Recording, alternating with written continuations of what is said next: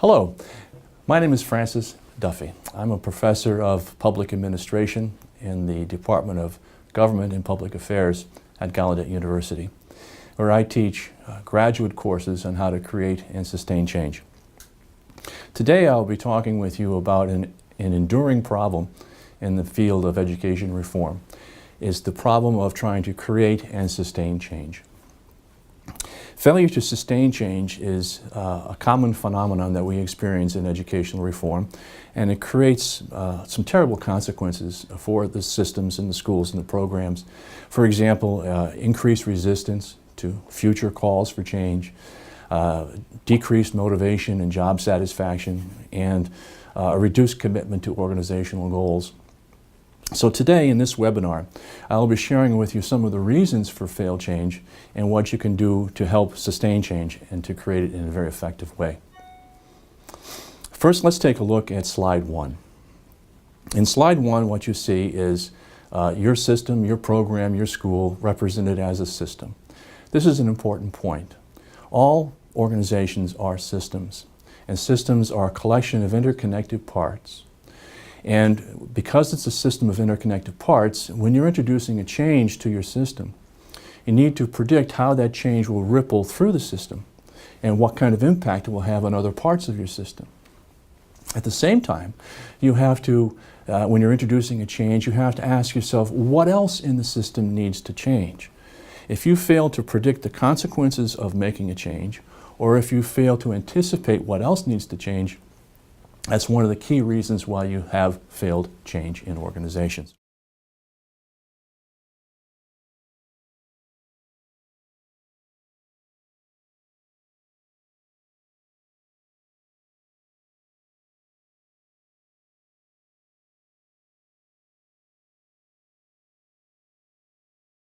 Okay, let's take a closer look at slide 1. You will see on that slide, in the center of the slide, there's an oval with a broken line around it. And inside the slide is your program, your system, your school. And outside is the external environment for your program or your school. The external environment is composed of your stakeholders, who are key people and groups who have a keen, deep interest in what you are doing. And they provide you with the resources you need to do your work. And the resources are represented by that green oval to the left of the screen. Those resources go into your system, and your people do their work to produce a service or a product, and those services or products are then delivered to a customer or a client as results or outcomes or outputs, which are represented in the oval to the far right of the slide. Inside the slide, you see the words core and support work. Core work is the most important work that you do. Support work is all the other work that happens. For example, in a school program, core work is teaching and learning. Everything else, like administration and supervision and curriculum coordination, is support work. Core work has to be improved along with support work. They're both very important work processes.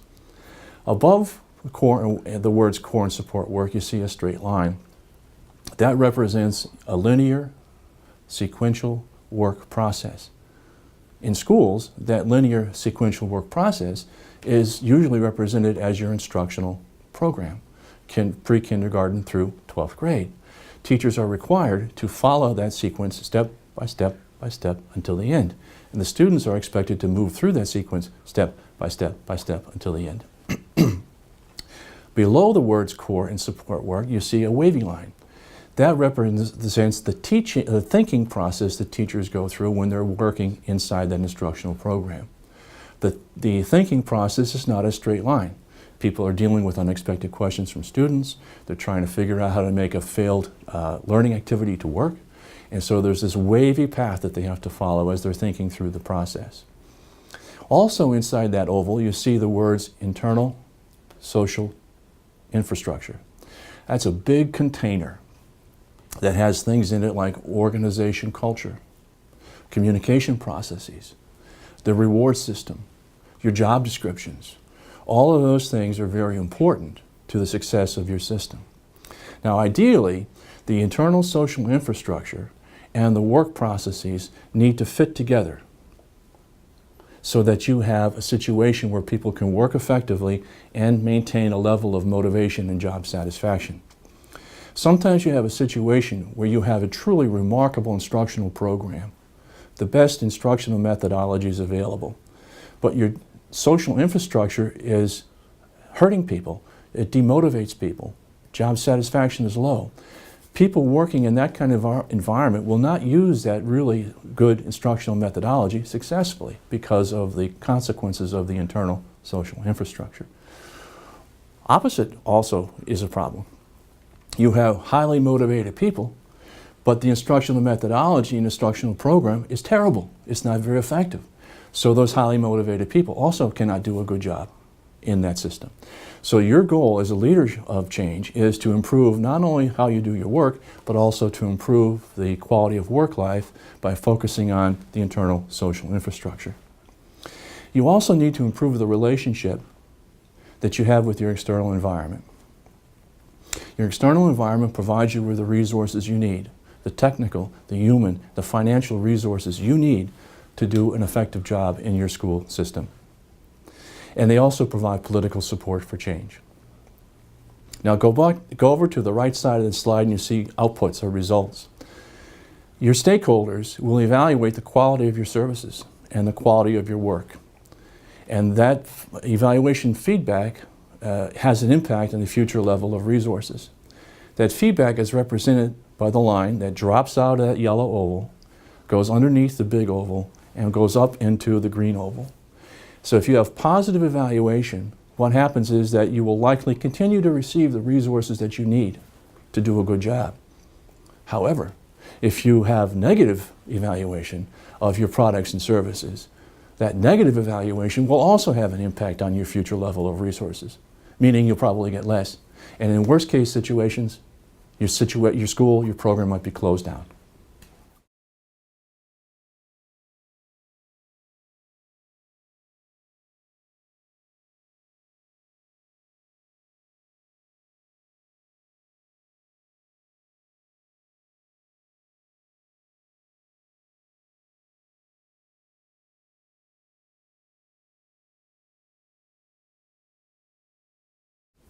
So, as you just learned from slide 1, your agency, your school, your district or program is a system. And because it's a system, you have to make 3 sets of simultaneous changes.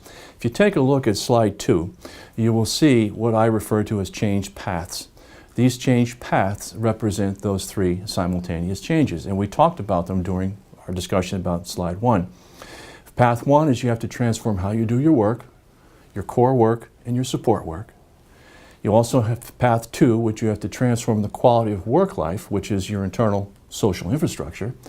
And you have to follow along path 3, which is to transform the relationship that your system has with its external environment. Those are 3 critical change paths that have to be followed if you want to create and sustain effective change in your systems.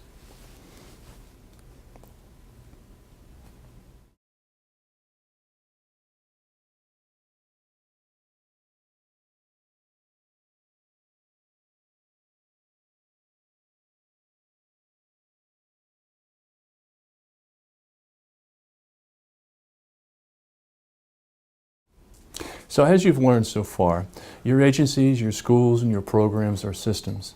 Failure to think about your school, program, or agency as a system is one of the key reasons why change efforts fail. You need to remember that, and that there are 3 paths that you have to follow. Another reason for failed change is following the old advice about how to create change. Now I'll refer you now to slide 3. In slide 3, you see a representation of the old advice to create change and the new advice to create change, which you just learned about, the 3 change paths. You see the 3 wavy lines on that slide? Those represent those 3 change paths. Improve how you do your work, improve your relationship with your environment, and improve your internal social infrastructure. The old advice to create change was to envision the future that you want. That's the green oval at the right of the screen or the slide. And then you go back and you take a look at your current organization, your current school, and you analyze it. and you're making a comparison between what you have and what you want. And then the old advice say that you then make good strategic plans to move from the present to the future, and that the path from the present to the future is a straight line. And you'll see that straight line on that slide is that solid red horizontal line that cuts right through the slide from the present situation to the future, to the desired future. Now, you also see the words anticipated events. That's a fancy way of saying your plans, your strategic plans, your daily plans for creating change. You'll also see the letters NF with the number 1 next to it and DF with the number 1 next to it. NF refers to near future. So we're talking about strategic plans, anticipated events for the near future, like tomorrow, next week, next month. And DF, which means distant future. So those are good anticipated events for the distant future, 1 year, 2 year, 3 years in the future. Down below, on the bottom of the slide, you see the words unanticipated events. Those are unexpected changes that happen as you're moving forward from the present to the future. For example, a key person leaves. The money you thought you had disappears, okay? Or other kinds of things that you just didn't expect. And you have unexpected events in the near future, that's NF2, and you have unexpected events in the distant future, that's DF2, okay? And now you know that you have to follow 3 paths from the present to the future rather than 1. Okay? And that's a very important concept to remember. Why? Because if you're pushing along one path, let's say you're only focusing on how to improve the teaching, the work, okay? And you're not focusing on the environment relationships, and you're not focusing on the internal social infrastructure, what will happen is that your change process will quickly get off course and you will experience failure, and you'll move into a cycle of failed change, which I will show you on the next slide.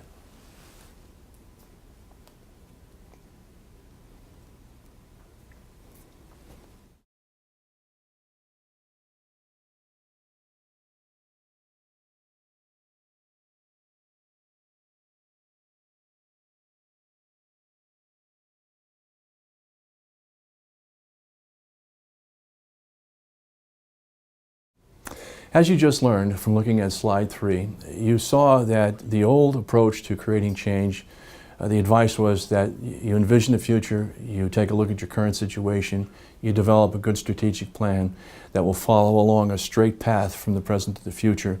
And now you've learned that that is faulty advice.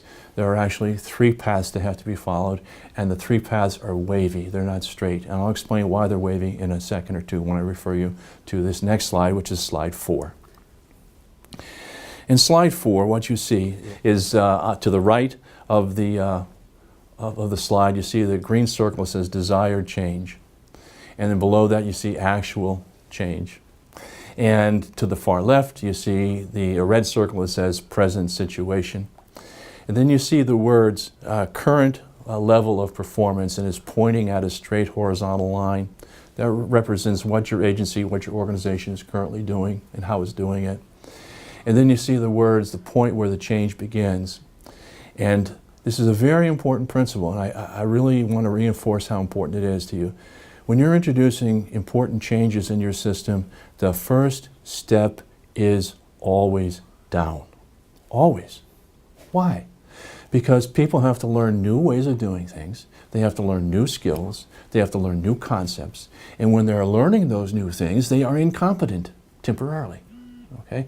That's that downward slope of that learning curve. That's what we call this, by the way, is a learning curve.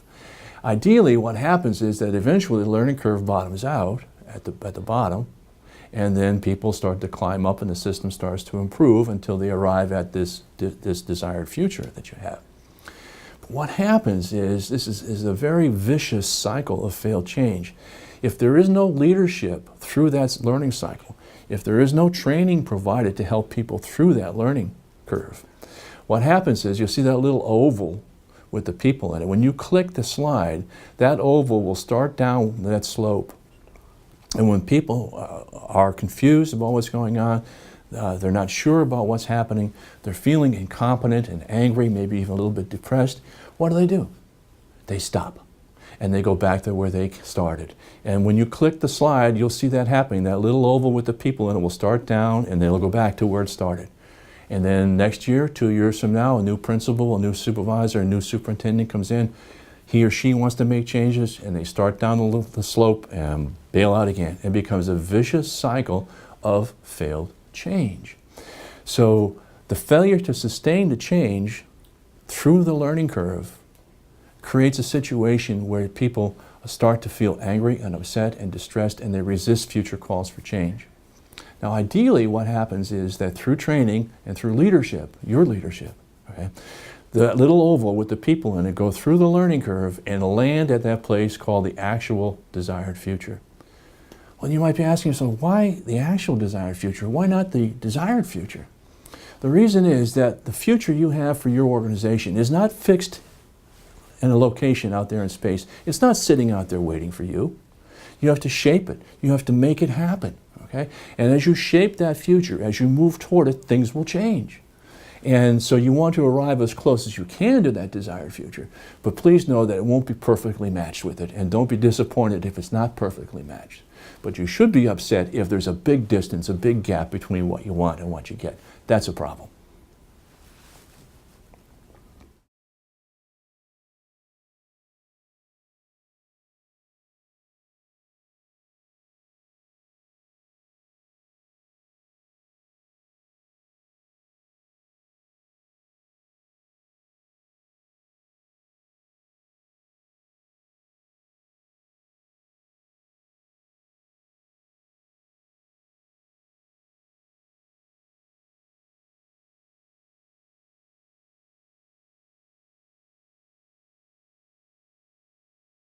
John Kotter from Harvard University many years did some significant research about why large-scale change fails. He identified 8 reasons why large-scale change fails. Those 8 reasons are summarized on slides 5 and 6. On slide 5, you'll see that no sense of urgency, no change leadership team to guide the leadership effort, the change effort, no compelling vision for the future, and no communication about the change effort.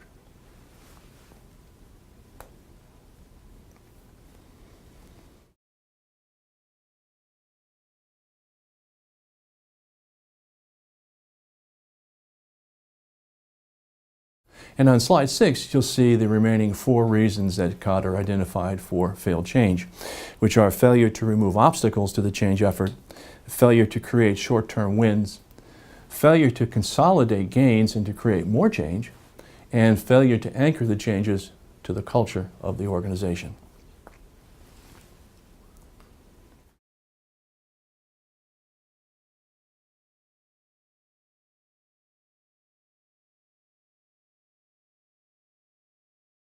Clearly, I'm sure all of you understand that when change is not sustained, when you have a history of failed change in your systems and in your organizations, that history of failed change is going to have consequences. On slide 7, you will see some examples of the consequences that unsustained change has on your systems. Wasted time, energy, financial resources, increased resistance to future calls for change, increased pessimism about the future of your system, decreased motivation and job satisfaction, and disappearance of changes that were starting to produce positive outcomes. Those are significant consequences that you want to try your hardest to avoid because you're investing significant time, energy, money, and human emotion to create the changes that you're trying to create.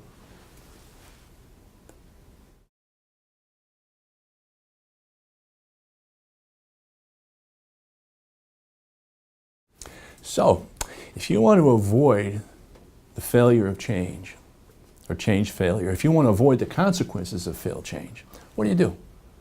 Well, one of the things you can do is you can take John Kotter's 8 principles and convert them into positive statements. The next slide, slide 8, shows you a cycle representing those 8 principles that John Kotter identified. You start with create a sense of urgency, and you end with anchoring the change to the culture of the organization. And you work your way through each of those, and you make sure that in your strategic planning, and in your leadership for change, that you're covering all of those points, because each one has a significant impact on whether or not you effectively create the changes that you want to create. So you can convert Kotter's reasons for failed change into ways to create positive change and to sustain the changes.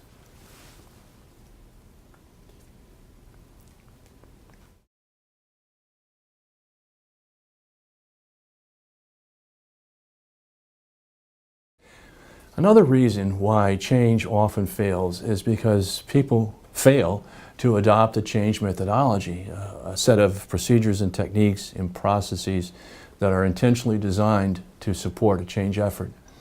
On slide 9, you will see one example of a methodology that was created by Charles Reigeluth from Indiana University and myself to help us in our effort to transform America's school systems. We are co-directors of a national effort to transform America's schools. It's called Future Minds. This change methodology is called the System Transformation Protocol. There are 5 phases: prepare, envision, transform, evaluate, and sustain. Those are very important pieces of this methodology. Of all those phases, the preparation phase is probably the most important. That's where 5 or 6 of John Kotter's reasons for failed change happen in that preparation phase if you do a lousy job there. So it's very important to prepare your system for the change effort.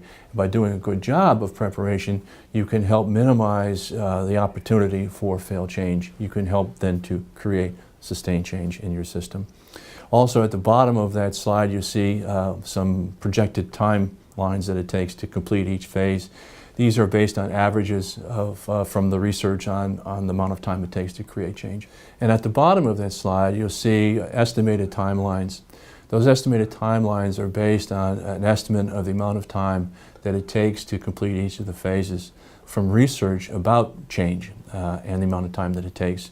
On average, for a small organization, it can take 18 to 36 months to finish a complex change process, all the way up to 5 to 7 years to complete a change process for larger organizations.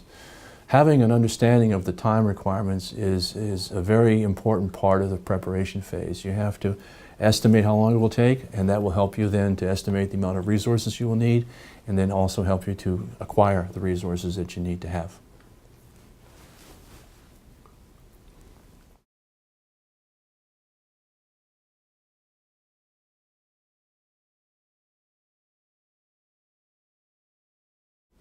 So far you've learned a lot of information about why change fails and about how to sustain change. And when you go back to your colleagues, back to your schools and your programs, and you start sharing these ideas with your colleagues, I guarantee you that some of them are going to object to what you are sharing with them. And over more than a quarter of a century of sharing these ideas with educators across the United States, I have identified 5 important objections that I have learned to respond to, and I'll give you a strategy for responding to these also. The first objection that I hear is, and by the way, the objections almost always come in the form of yes, but. The first objection is this. They'll say, yes, that's a nice idea, but who else is doing this? People have a need for examples. So if you're proposing a change in your system, if you can identify other people, other schools, other programs that are doing what you want to do, and they're doing it successfully, share their stories with your people. Second, yes, this is a nice idea, but how do we pay for it? That's a big deal. Paying for change is a significant obstacle. You have to figure out ways to finance the change effort. There are different creative ways to do it. I won't talk about those today. The third objection is, yes, this is a nice idea, but we can't stop doing what we're doing to make these kinds of changes. We have to show up on Monday to teach these kids. That's true. So how do you handle that objection? What you do is, on paper, you create the changes that you want to see happen. You outline the plans. You create a strategy on paper. And then as you start to implement the paper plans, changes start to happen in the real world agency, real world school, and eventually what happens is that the new replaces the old. It's called a parallel system. That's the technical word for it. You create the parallel system on paper. The next objection that I often hear is, this is a nice idea, but we are already doing a good job. That's a tricky one. And Jim Collins, now that I'm thinking about it, Jim Collins wrote a book called Good to Great. And in that book he said, we don't have great schools because we have good schools. We don't have great organizations because we have good organizations. Good, he says, is the enemy of great. And I have heard this objection many times from schools and programs saying, we're already doing a good job, we don't need to change. The last objection that I often hear is this: yes, this is a nice idea, but we don't have the right people working for us. Well, guess what? After this webinar, you are the right people. You are the ones who are going to lead the change in your schools and systems. You are the ones who are going to have to deal with the objections and to manage these objections effectively. Well, how do you manage these kinds of objections? Well, my wife, my son, my niece, my brother, they're all salespeople. They sell insurance. And one of the things I learned from them is that you try to anticipate the objections that your clients will have. And when you're making your sales presentation, you address the objections before they have a chance to express them. Well, guess what we're doing when we're proposing change? We're selling ideas. We're selling the proposals for change. So do what my wife and son and niece and brother do. Anticipate the objections, address the objections in your presentation to your colleagues. Talk about these things before they have a chance to raise them. But be prepared, even though you do that, somebody's going to raise their hand and they'll repeat that same objection. So the way you respond is very important. Be kind to these people. Don't be nasty to them. That's important.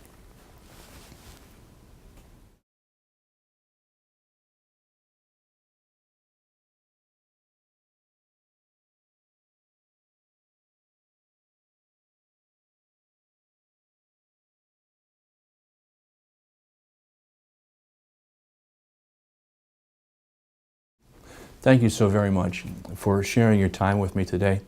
I know that you're all very busy people. I know that you have a lot of work to do. Even though the summer months are approaching, work doesn't stop.